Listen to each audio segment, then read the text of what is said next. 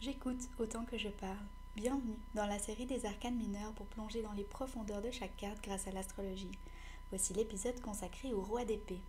En numérologie et dans l'enchaînement des personnages de la cour, le roi est le troisième personnage de la cour. On commence notre voyage dans l'élément avec le valet, ensuite on est immergé complètement dans l'élément avec la reine, puis le roi est capable de prendre cette distance nécessaire, de se tourner vers l'extérieur autant que vers l'intérieur, pour pouvoir analyser la situation et ne pas rester complètement plongé dans l'élément, mais de prendre la distance nécessaire pour le comprendre réellement.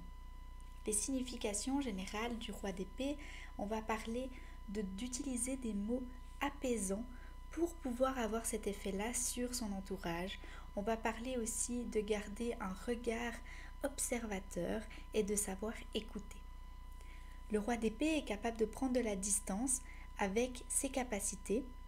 Il aura cette capacité vraiment de voler au-delà de sa propre personne, de voir cette distance nécessaire avec ses propres pensées, avec ses propres mots, ses propres manières de penser et de voir le monde.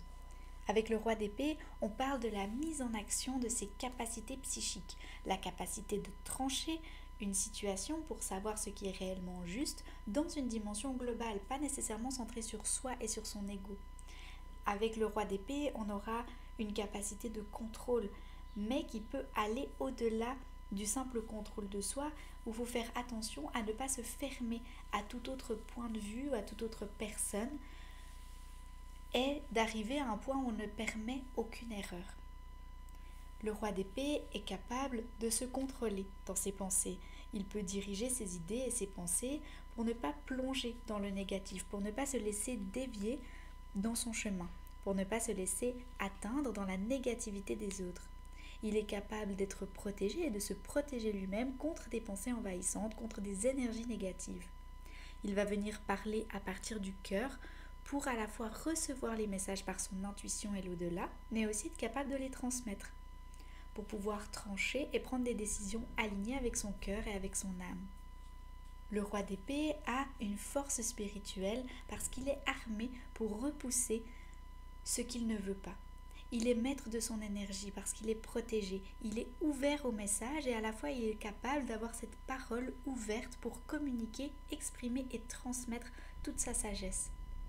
Il va, avec cette énergie-là, prendre une route alignée avec son cœur, avec ses idées, avec ses messages qu'il reçoit, avec ses valeurs et ses pensées.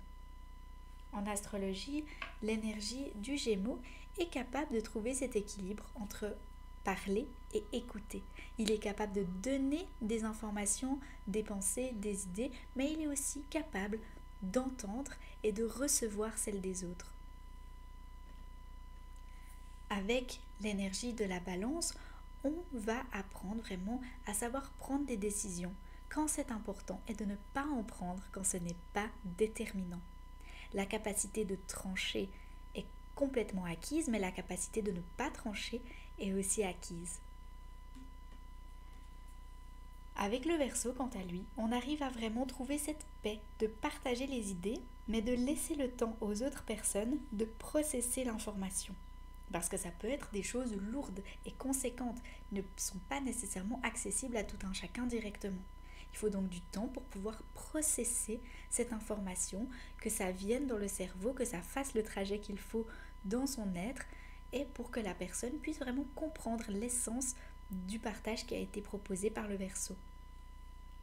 Si on regarde les différentes représentations de ce roi d'épée, on va commencer par le tarot de Marseille ici. Avec le tarot de Marseille, on va avoir vraiment un personnage qui a deux visages sur ses épaules. L'un est souriant, l'autre est froid. Ça montre cette capacité de leader à encourager, mais aussi à structurer avec discipline les autres pour qu'ils puissent suivre ses plans. On a aussi un personnage qui est armé, donc il est prêt à se battre, et il regarde vers l'avenir.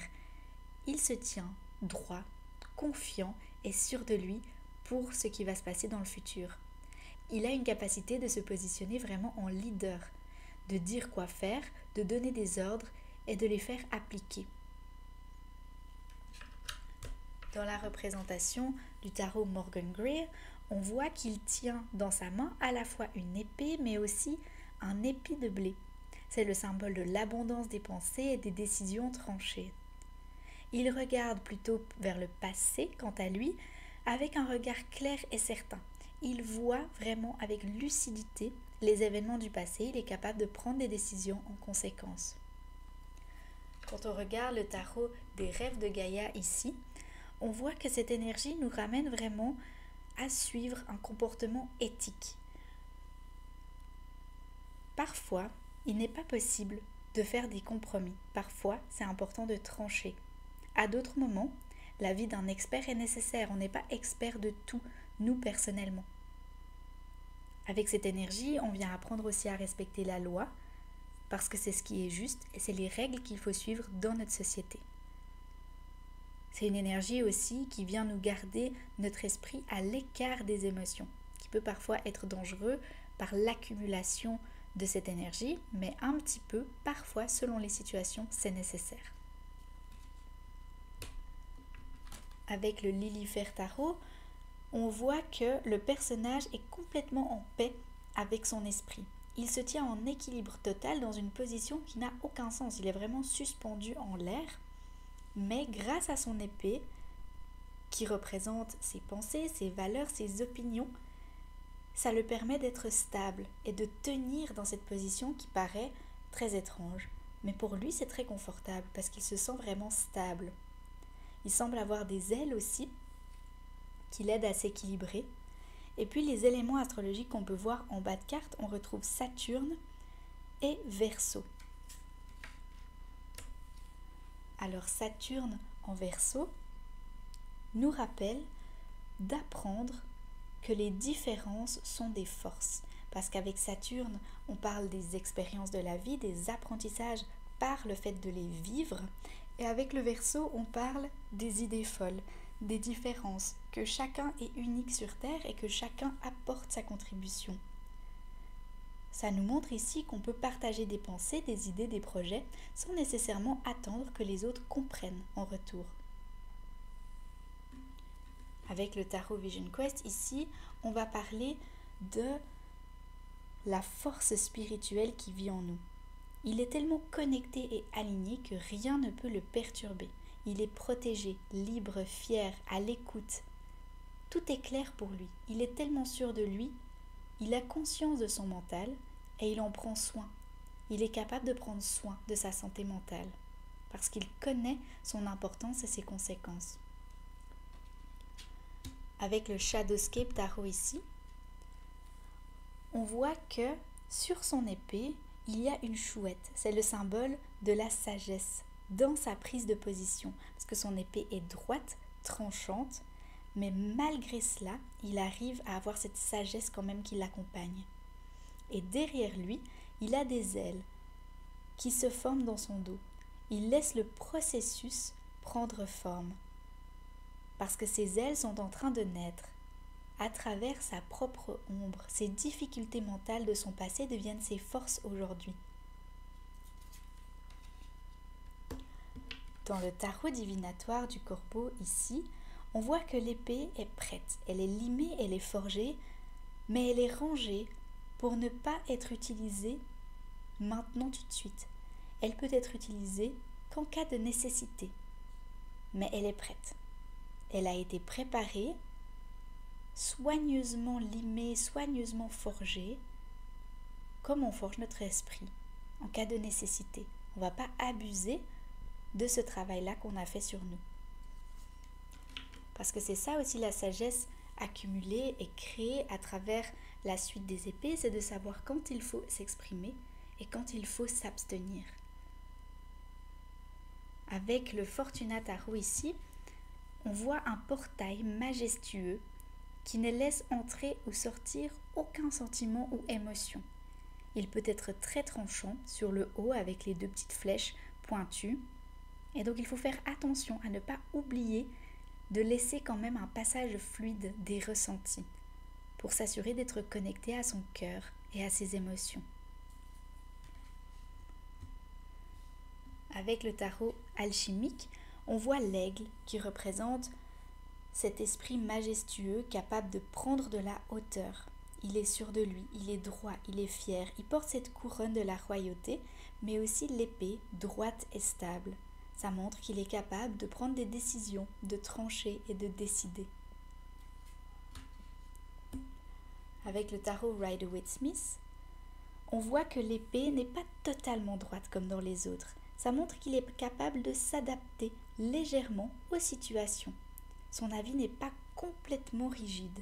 Il est capable, avec les papillons notamment qui sont présents sur son trône et sur sa couronne, il est capable de vraiment s'adapter avec légèreté à la situation. On voit qu'il nous regarde aussi droit dans les yeux parce qu'il est sûr de lui et c'est exactement ce qu'il fait. Dans le After Tarot ici, on voit plusieurs éléments intéressants. Déjà le fait qu'il accueille un rapace sur son bras et donc pour ce faire, il doit lâcher son épée. Et son épée, ce qu'elle fait, c'est qu'elle est au sol avec la couronne et que la couronne, finalement, n'a pas de sens non plus, ni d'épée. Ce qui est important ici, c'est de concentrer son pouvoir sur le mental, plutôt que sur le pouvoir qu'il a sur les autres en tant que roi. Avec le tarot de la nouvelle vision ici, on voit ce que le roi voit devant lui. On voit que devant lui, il reçoit deux personnes qui viennent chercher un verdict. Lui doit se montrer droit, sûr, critique et objectif sans montrer de vulnérabilité. Et derrière lui, on retrouve un bébé, tout seul, complètement nu. Ça montre qu'il a encore une part de sensibilité en lui qu'il protège et qu'il cache pour ne pas montrer cette vulnérabilité lors de prise de décision devant d'autres personnes. Et dans le tarot du bon karma ici, on voit que le personnage a l'air très sérieux, mais ça montre aussi qu'il sait ce qu'il veut et il ne se plie devant rien. Avec l'énergie du roi d'épée, on peut donc se demander comment puis-je me protéger des énergies que je ne veux pas dans ma vie. Merci d'avoir regardé cette vidéo. N'hésitez pas à aller voir la description pour avoir les références des tarots utilisés dans la vidéo ainsi que ma bibliographie. À bientôt!